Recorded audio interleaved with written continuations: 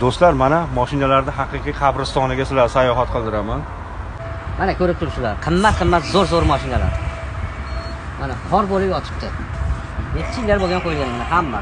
Bunaqa qimmat mashinalar ko'p mana, naryoqda ham turibdi. Yozib ko'rsataman.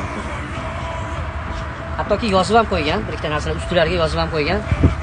Mana bu mashinani qarang, qo'yilganiga где-то bir 6 yil, 7 yil bo'lib ketgan bo'lsa kerak. O o't o'lanlardan kelib chiqib aytyapman-da. Mana kimga kerak bo'lsa olib ketsin deb yozib ham qo'ygan ustiga. Qarang. Bu mashina unaqa juda ajablanarli narsa emas bu. Inson hayotidagi juda past o'rindagi narsa. Mana hozir qabristonimizni bu tomoniga o'tamiz. Mana mashinani ham juda ko'pchilikka orzu bo'lganda yaqinda ham olish.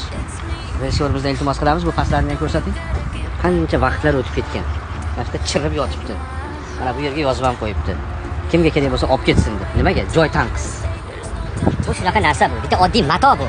Bu insonda hayotini darajasini belgilab beradigan narsa emas bu. Bu bitta oddiy temir. Mana hatto ularni ko'mgani joy ham yo'q-da, qo'pol qilib aytganda. Xullas shunaqa do'stlar. Gapiraman senga gap yo'q. Hammasi unaqa oddiy eski variantli mashinalar ham emas. Yaqin-yaqindagi mana Porto. Bu ham juda ko'pchilikka orzuda, xizmat, ya'ni. Lekin ko'rib turibsiz mana. Joy yo'qligidan egasi mashinaga tashlab ketgan, qutulganda oxiri shu mashinani yo'qotish uchun mashinaga tashlab ketgan va qutulgan. Axlatga olib borayotsa pul to'lash kerak. Ko'ryapsizmi? Temirning qadri bu matoh, oddiy matohligini mana mashinlarga kelib his qilish mumkin-da.